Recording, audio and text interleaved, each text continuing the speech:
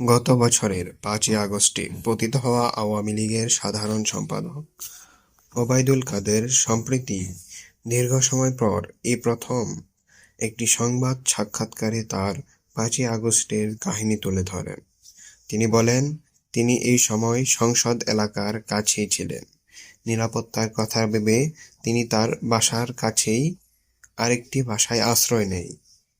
এ সময় আন্দোলনকারীরা ওই বাসাতেও হামলা ও লুটপাট করে। তখন নিরাপত্তার কারণে তিনি ওই বাসার বাথরুমে আশ্রয় নেন। ওই সময় অনেকজন বাধা দেওয়ার পরেও তারা জোর করে বাথরুমে ঢোকে। তখন ওবায়দুল কাদের এর সাথে ওই আন্দোলনকারীদের কথা হয় এবং আন্দোলনকারীরা তাকে একটি নিরাপদ আশ্রয় দেন এবং তিনি বলেন তিনি ৫ই আগস্টের পর ৩ মাস দেশে ছিলেন এবং অন্যান্য নেতারা গ্রেফতার হওয়ার কারণে তিনি ভয়ে ভারতে আশ্রয় নেন। এছাড়াও তিনি বলেন, তার নেত্রী শেখ হাসিনা তার নিয়মিত খোঁজ খবর নেন, তবে কখনো তার সাথে দেখা হয়নি।